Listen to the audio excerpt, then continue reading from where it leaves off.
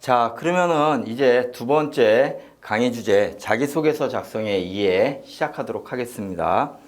자, 자기소개서는 일단 제가 앞부분에 살짝 말씀을 드렸는데 총 3개의 공통문항과 1개의 자율문항으로 이루어져 있습니다. 자, 공통문항은 말 그대로 자기소개서를 제출하는 모든 대학이 똑같이 사용하는 문항이라고 보시면 됩니다. 반면에 자율문항은 대학별로 1개 추가해가지고 자율문항이 있는 대학이 있고 없는 대학이 있습니다. 자, 먼저 공통문항 1번 한번 살펴보면 고등학교 재학기간 중 학업에 기울인 노력과 학습 경험에 대해 배우고 느낀 점을 중심으로 기술해 주시기 바랍니다. 자, 천자입니다. 그 다음 두 번째, 고등학교 재학기간 중 본인이 의미를 두고 노력했던 교내 활동을 배우고 느낀 점을 중심으로 3개 이내로 기술해 주시기 바랍니다. 자, 세 번째는 학교 생활 중 배려, 나눔, 협력, 갈등 관리 등을 실천한 사례를 들고 그 과정을 통해 배우고 느낀 점을 기술해 주시기 바랍니다. 자, 지금 제가 처음서부터 세 가지를 다 읽어드렸는데 공통적으로 들어가는 문구가 하나 있죠. 배우고 느낀 점. 가장 중요한 포인트입니다. 우리는 자소서에 대해서 저는 이러이러한 활동을 했어요. 저는 이런 여러 가지 다양한 활동을 했어요. 이렇게 자랑을 많이 하는 학생들이 있는데 실제 좋은 자소서의 가장 첫 번째 포인트는 배우고 느낀 점이 드러나는 부분입니다. 자, 그리고 자율활동 같은 경우에는 보통 많은 대학들이 지원 동기와 학업 계획을 묻습니다. 너 이과에 왜 왔는데? 너 이과를 나와서 뭘 할 건데? 이 부분입니다. 그래서 이렇게 총 4개의 문항으로 이루어져 있다. 자기소개서는. 자, 그러면은 실제 이 자소서가 내년도에는 안내를 해드리면은 지금은 1번, 2번, 3번의 공통문항으로 이루어져 있지만 내년도에는 어떻게 되느냐? 1, 2번이 통합이 됩니다. 그리고 3번, 4번도 글자 수가 줄어드는. 그래서 요거는 참고사항으로 보시면 될 것 같고요. 자, 실제 이 자소서를 어떻게 쓰는 것이 가장 매력적인 자소서가 되느냐. 자, 그 전에 4번을 좀 한번 보겠습니다. 아까 제가 4번에 지원 동기와 진로 학업 계획이 제일 많다라고 했는데 실제 많은 대학들이 지원 동기와 진로 계획을 쓰라고 합니다. 반면에 아주 일부 대학들이 좀 어려운 대학들이 있습니다. 보시면 고려대 지원자를 선발해야 하는 이유, 우리 대학이 너를 왜 뽑아야 되는데 이거를 적어달래요. 참 어려운 부분이죠. 반면에 서울대 같은 경우에는 자신에게 영향을 준 책 3권을 너가 그걸 통해서 뭘 배웠는데 이걸 묻고 있습니다. 반면에 또 많은 대학들은 아까 말씀드렸듯이 이렇게 자율문항이 없다라는 거 꼭 기억을 해주시고요. 그래서 혹시라도 만약에 내가 지원하고자 하는 대학에 자율문항이 있다라면은 자율문항 4번부터 먼저 쓰기 바랍니다. 우리는 보통 자소서 하면 1번, 2번, 3번 쓴 다음에 4번으로 가는 생각을 많이 하시는데 실제 자율문항 4번이 있다라는 얘기는 그만큼 그 대학에서도 포인트를 4번에 두고 있다라는 뜻입니다. 그래서 꼭 4번을 먼저 작성하신 다음에 1번, 2번, 3번으로 들어가시기 바랍니다.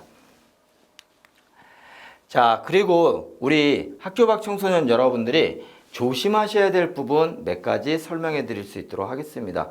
먼저 대학별 유사도 검색 결과 이렇게 쭉 나와 있는데 흔히 얘기하는 표절, 베껴 쓰는 경우를 얘기합니다. 이 자소서가 너무 작성하는 것이 어렵다 보니까 인터넷상에서 나온 내용을 베낀다거나 또는 선배가 썼던 내용을 그대로 가져온다거나 이런 경우 각 대학별로 유사도 검색을 하게 되어 있습니다. 그래서 만약에 유사도 검색을 했더니만 26.4%가 나왔다. 즉 원래 모든 대학들은 지원자의 자소서와 전전년도의 지원자의 자소서를 다 가지고 있습니다. 그래서 표절 검색을 했더니만 26.4%가 남는다. 그러면 이 학생은 표절 판정을 받아가지고서 어떻게 하느냐? 서류평가에서 제외를 합니다. 자, 또 일부 학생은 실제로 나왔던 사례입니다. 전년도에 선배 거를 그대로 갖다 베껴 쓴 거예요. 무려 48.8%가 같다라고 합니다. 자, 이 경우에는 불합격 처리를 하게 되는 거죠. 그 다음에 진짜로 너무 아마 다급한 학생이었나 봐요. 인터넷에 공개된 자료를 그대로 쓴 학생도 있습니다. 자, 무려 유사도율이 88.8%. 이런 학생도 마찬가지로 불합격이 됩니다. 그래서 다시 한번 말씀드리지만 자소서 쓰는 것이 어렵다고 해서 절대 남의 것을 베껴 쓴다거나 또는 인터넷상에 떠도는 자료를 그대로 활용하는 일이 없도록 하시기 바랍니다. 꼭 아시겠죠? 아주 중요한 부분입니다. 자, 그리고 또 하나, 이 자소서는, 자, 그러면 자소서를 대학이 어떻게 다 긁어낼까요? 어떻게 저희 거를 다 일일이 읽나요? 예, 입학사정관님들이 다 읽지는 않습니다. 물론 읽지 않는다라는 의미는 서류로 읽지 않는다라는 뜻이지, 이렇게 컴퓨터 화면을 통해서 여기 보시면 표절 의심도가 나와 있죠. 자동으로 다 검색이 된다라는 겁니다. 그리고 나서 이렇게 컴퓨터 화면으로 입학사정관님들이 자소서를 보게 됩니다. 그래서 시스템상으로 쉽게 걸러지기 때문에 다시 한번 강조해서 말씀드리지만 절대 남의 것을 보고 베끼는 이러한 일은 하지 않으셔야 될 것 같습니다. 자, 그리고 자기소개서 추천서에서 특히 자기소개서겠죠. 0점되는 처리 항목이 있습니다. 이거는 아주 조심하셔야 되는데 어떠한 부분들이냐. 첫 번째, 자, 이렇게 저는 공인어학 성적이 있어요. 참 뛰어난 학생이죠. 뭐 토익 점수가 얼마예요. 저는 토플이 얼마예요. 참 자랑하고 싶은데 이렇게 공인어학 성적을 자소서에 적을 경우에는 자소서 자체가 0점 처리가 됩니다. 0점 처리가 된다는 얘기는 결국 불합격한다는 얘기겠죠. 그래서 여기 나와 있듯이 공인어학 성적 절대 집어넣으시면 안 됩니다. 뭐 여기처럼 저는 토익 945점이에요. 저는 한자 능력 검정 2등급입니다. 또는 저는 일본어에 관심이 많아가지고서 JLPT 봤더니 상위 5% 안에 들었어요. 이렇게 구체적 수치를 적어주실 경우에는 0점 처리가 된다라는 거 다시 한번 강조해 드리겠습니다.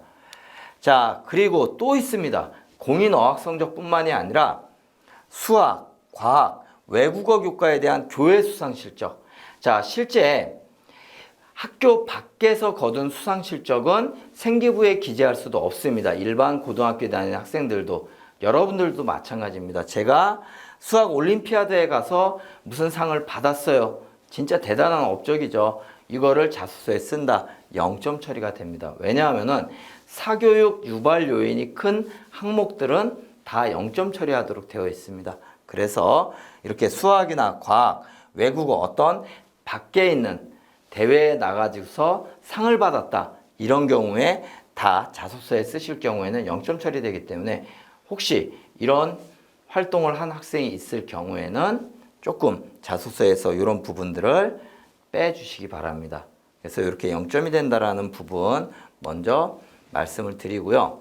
자, 그래서 여기 나와 있죠. 수학과학 외국어 교과에 대한 교외 수상 실적. 그래서 조금 더 자세하게 제가 어떠한 부분이 0점이 되는 건가 자세히 풀어놨으니까 이 부분도 같이 한번 봐주시면 될 것 같습니다. 자, 그리고 또 하나 이제 여기까지는 그래도 여기에 해당하는 학생들이 그렇게 많지는 않아요. 특히 작년까지도 이런 항목들을 많이 홍보를 했기 때문에 대부분의 학교 밖 청소년 여러분들도 다 알고 있을 걸로 생각이 됩니다. 근데 올해서부터 많이 강조하고 있는 영역입니다. 특히 부지불식간에 실수할 수 있는 이 부분 아주 신경 써주시기 바랍니다. 뭐냐? 직업명, 부모님을 얘기합니다. 직장명, 직위명, 추상적인 직종명이 금지가 되어 있다. 자, 일단 자소서에 기본적으로 본인과 부모의 실명은 기재가 금지되어 있습니다. 그래서 절대 저는 누구누구입니다 이렇게 쓰시면 안 되고요. 그 다음에 아버지가 무슨 대학교 총장으로서 사회 경제적 지위를 나타낼 수 있는 거죠. 이런 것들 쓰시면 안 돼요. 자, 뭐 삼성전자 또는 뭐 LG전자 이런 데에서 이사로 재직 중이신 어머님 다 안 되는 거죠. 자소서 지원 동기 중에 이런 학생들 많았어요. 어렸을 때부터 교사였던 아버지의 영향을 받아 저는 교직의 꿈을 품고 다 이제 이런 것들이 안 된다라는 뜻입니다. 자, 그리고 어린이집에서 근무하신 어머니, 아버지가 교사로 근무 다 안 된다라고 했죠. 그래서 여기 보시면 뭐예요? 결격입니다. 즉 이런 문구를 자소서에 적는 순간 이 학생은 자소서가 아예 다 결격 처리가 된다라는 거죠. 자, 반면에 아주 막연하게 좀 쓰시는 경우, 요 케이스가 제일 많아요. 여러분들이 많이 혼동하는 케이스입니다. 사업을 하시던 부모님 또는 할아버지로부터 어업에 종사하여, 이런 부분들은 결격은 아니지만 감점 사유가 될 수 있다. 그렇기 때문에 정리해서 말씀드리면 어쨌든 본인이나 부모님의 사회 경제적 지위를 나타낼 수 있는 항목들은 일체 써주시면 안 됩니다. 오래 강조되고 있는 사항입니다. 자, 실제 사례를 가지고서 한번 보겠습니다. 이 학생들, 저희 아버지가 사업을 하셔서 평소 그와 관련된 얘기를, 이런 부분들이 이제 안 된다라는 거죠. 그 다음에 자, 어렸을 적 컴퓨터 관련 사업을 하시는 사촌형의 영향으로, 자, 아마 이 학생은 컴퓨터공학과에 지원하려나 봐요. 근데 이것도 마찬가지로 감점 사항입니다. 자, 계속 반복됩니다. 아버지의 공장에서 기계들이 작동하는 모습, 아버지가 공장을 운영을 하시든 또는 일하시든 마찬가지입니다. 이 경우에도 감점입니다. 자, 그리고 외국계 회사에 다니는 아버지, 마찬가지로 감점. 자, 계속 감점상 공직에 근무하시는 부모님, 되게 막연하게 쓴 거지만 공무원이라는 단서가 나타나 있죠. 마찬가지로 여기는 결격입니다. 이때는 이렇게. 그래서 자, 그 다음에 심리치료사인 어머님, 아주 구체적인 직업명이 드러나 있죠. 그래서 이런 부분들은 다 꼭 반드시 여러분들께서 단순하게 퓨전 음식점에서 요리하는 모습, 이런 부분만 쓰더라도 결격이라는 겁니다. 그래서 일체 부모님과 관련된 부분들은 저는 제가 봤을 때는 나타내지 않는 것이 가장 좋은 방법이 아니냐. 특히 이런 부분들은 지원 동기에서 많이 나타날 수가 있습니다. 그래서 이 지원 동기를 잘 생각을 해서 써주시기 바랍니다. 자, 그러면 이제 구체적으로 어떻게 우리는 좋은 자소서를 쓸 것인가, 이 부분에 관해서 말씀을 드리도록 하겠습니다. 자, 자소서는 무엇을 강조해서 써야 하나? 자, 여기에 잘 나와 있죠. 첫 번째는 결과 중심의 사례보다는 동기, 그리고 과정, 배우고 느낀 점입니다. 오늘 제 강의의 핵심 내용은 이 네 문구에 다 있습니다. 첫 번째, 동기. 내가 그거를 왜 했느냐? 결과는 중요치 않습니다. 내가 어떤 의도를 가지고, 내가 어떤 목적을 가지고 하였느냐, 동기가 중요하고요. 그 다음에 구체적으로 저는 이렇게 수행을 했습니다 하는 과정이 필요합니다. 그리고 맨 마지막, 그 과정으로 인해서 나는 뭘 배웠느냐, 즉 배우고 느낀 점을 서술하는 게 가장 좋습니다. 자, 실제 이 부분을 풀어서 현재 중앙대학교에서 모범 사례로 제시한 답안을 제가 가져왔습니다. 자, 고등학교 수준에서 심리학을 얼마나 많이 하는지 학생을 판단하지 않는다. 그래서 심리학을 공부했나 봐요.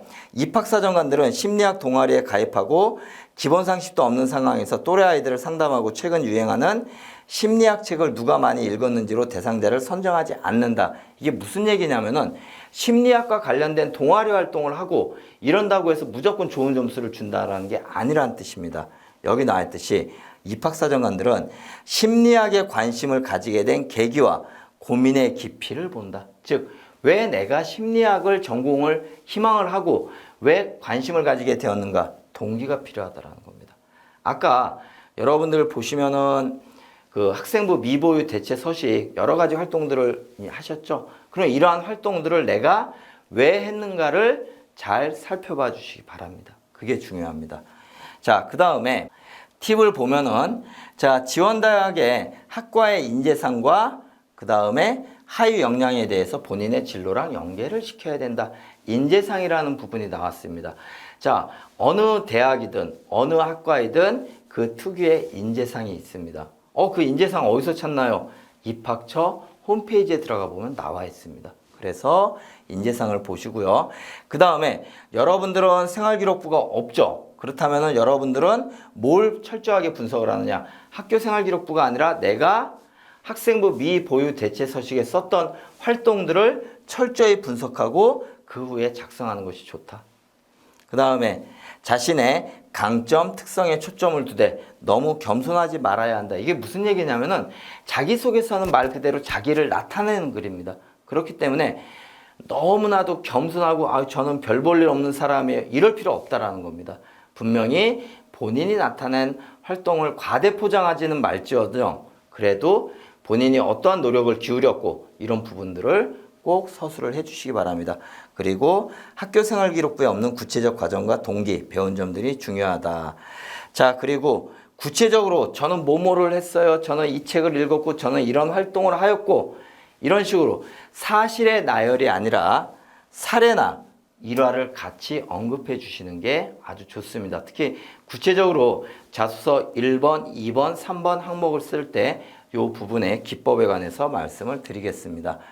자, 아까 계속 강조되고 있죠. 동기가 중요하다. 그리고 그 활동에 대한 과정. 그리고 맨 마지막으로 결과와 나는 거기서 이 확장이라는 의미는 뭐냐? 배우고 느낀 점입니다. 내가 어떠한 활동을 하였다라면 그 활동을 통해서 나는 이만큼 배웠어요. 이게 반드시 드러나셔야 됩니다. 자, 그리고 아까 말씀드렸듯이 0점 처리라든가 이런 부분들이 돼야 되고요. 자, 제일 저는 중요한 부분이 이겁니다. 자, 고등학생 수준에서 작성해야 하기 때문에 사교육이나 교사의 의견에 너무 의존해서 쓰지 마시고 자신이 중심이 되어야 합니다. 물론 자기소개서라는 부분이 상당히 학교 밖 청소년 여러분들에게는 어려운 부분입니다. 전혀 써보지도 않았는데 이걸 어떻게 쓰나? 혹시 주변에 선생님 도움을 받으면 안 될까? 사교육의 도움을 받으면 안 될까? 절대 안 됩니다. 다 드러나게끔 되어 있습니다. 그래서 자신이 중심이 돼서 활동을 할 수 있도록 해주시고요. 자, 아까 이제 인재상과 평가 요소 이렇게 제가 이제 말씀을 드렸는데 요런 틀을 하나 마련해서 쭉 자소서를 쓰기 전에 기초 데이터베이스로 활용을 하시라는 의미에서 제가 가져온 겁니다.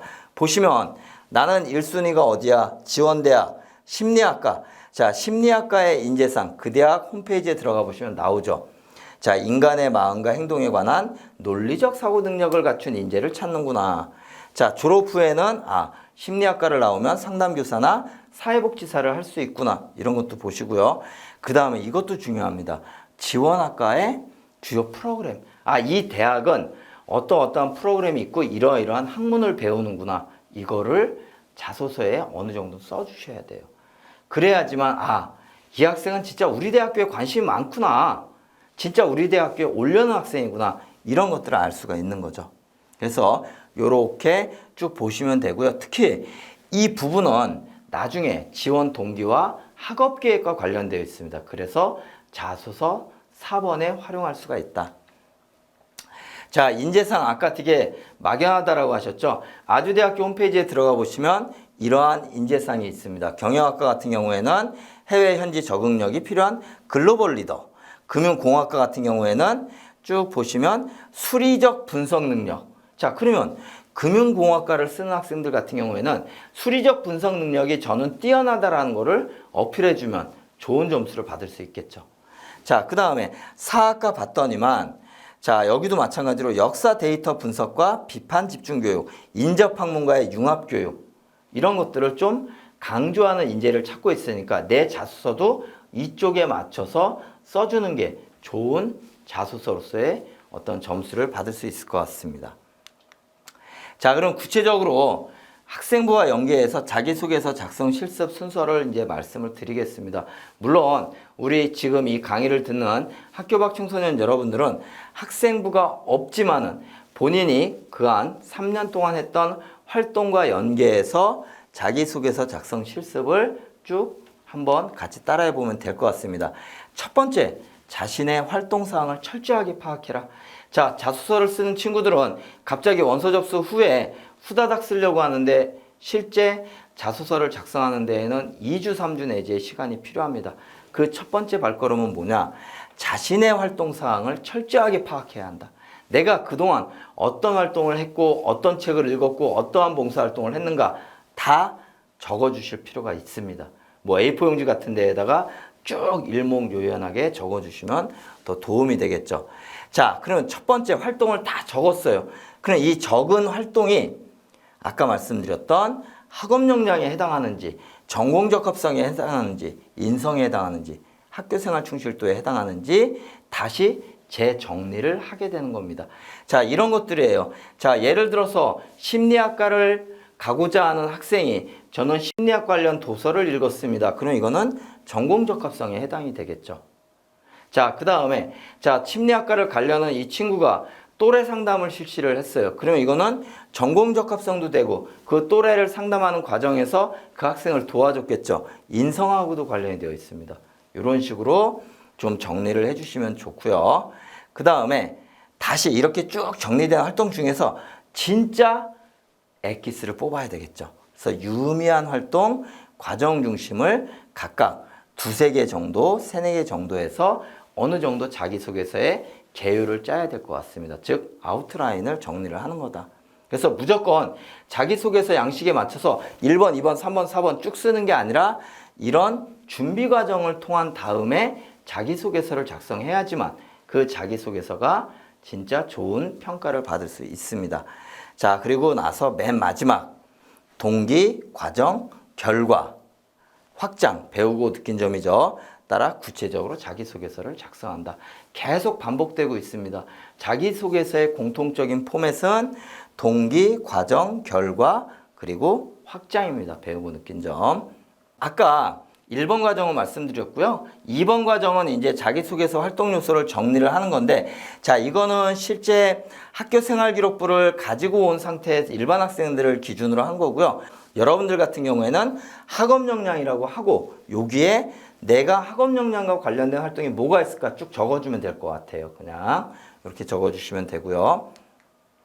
자, 3번 과정은 그 학업 역량을 적어놨던 것 중에 엑기스를 뽑으라 그랬죠. 그 엑기스를 구체적으로 이제 적는 거예요. 언제 했고 활동 이름은 뭐고 나는 그걸 왜 했는가 동기. 그 다음에 거기서 뭘 했지 내가 내용. 그리고 그 중에서 특히 나는 어떤 역할을 하였느냐. 자, 아마 대부분 여러분들은 혼자 활동한 것보다 여럿이 하는 활동이 많을 거예요. 그러면 이 여럿이 하는 활동 중에서는 그 중에 내가 뭘 했는지 구체적인 사례가 필요합니다. 그리고 맨 마지막으로 배우고 느낀 점. 그래서 이런 부분들까지 3번 과정까지 이렇게 계율짜기가 된다라면은 이걸 기반으로 해서 자소서를 작성을 하시면 됩니다. 참 어렵죠. 그냥 단순하게 여러분들이 봤을 때 자소서 1, 2, 3, 4 쭉 쓰는 것 같지만 이러한 일련의 과정이 필요하다. 자, 실제 가져온 사례입니다. 여기 보시면 이 학생은 2학년 2학기에 또래교사 활동을 하랬다. 근데 왜 했느냐 그랬더니 친구들에게 학습에 도움을 주기 위해서. 자, 활동은 뭘 했어? 매년 수능 지문 2개씩 해석하고 풀어야 했다. 즉 나보다 공부를 좀 못하는 학생들을 도와줬다라는 것 같아요. 지금 내용이. 자, 그러면 내 역할은 뭐야? 그 중에서 나는 멘티, 내가 도움을 준 학생이겠죠? 멘티가 답을 찾도록 도와주고 기다려줬다. 그리고 멘티의 부족한 부분에 대해서 지도를 했어요. 자, 에피소드. 자, 틀릴까봐 말을 안 하는 멘티들을 격려하고 막 칭찬했대요. 혹시. 자, 그리고 참여. 친구를 그러면 이런 아이들이 있었대. 틀릴까봐 말을 안 하는 아이들을 어떻게 할까? 또 고민을 했겠죠. 이 친구는 그 친구의 장점을 찾아주거나 힌트를 주려고 노력을 하였다. 자, 그래서 제일 중요한 배우고 느낀 점이 뭐였느냐? 나는 또래교사 활동을 통해서 격려하고 기다려주는 것도 교사의 역할이라는 것을 알게 되었다. 즉, 교사라는 게 가르치는 것이 중심인 줄 알았더니만 그게 아니라 기다리고 격려하는 것도 중요한 역할이구나. 참 좋은 내용이죠.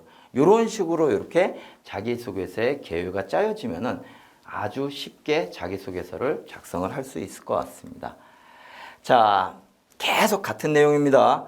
동기, 과정, 결과, 그리고 확장. 이 확장이라는 것은 나의 생각을 얘기합니다. 그래서 내 생각은 이랬어. 그리고 이걸 봤더니 나는 조금 이런 부분이 부족해. 이런 것까지 같이 설명을 해줄 수 있겠죠. 자, 그럼 제가 이제 구체적으로 자소서 1번, 2번, 3번, 4번의 예시를 들면서 정리할 수 있도록 하겠습니다. 다시 한번 강조하지만 지금 나와 있는 이 화면에 있는 이 자료를 그대로 가져다 쓰시면 다 유사도 검색에 걸리게끔 되어 있습니다. 그래서 이런 포맷으로 가는구나. 참고 정도만 하시기 바랍니다. 자, 1번 자소서 항목이 뭐였나요? 학업 역량이었죠. 학업을 위해 기울인 노력. 참 어려워요. 학업을 위해 기울인 노력 되게 막연하죠. 보통은 가장 이런 게 많이 쓰입니다. 구체적인 공부 방법. 그리고 나는 이 성적이 부족했어. 영어 성적이 너무 나빠. 이거를 어떤 식으로 노력해서 성적을 올렸는가 이런 거 적어주셔도 돼요. 가장 무난한 자소서가 될 것 같습니다.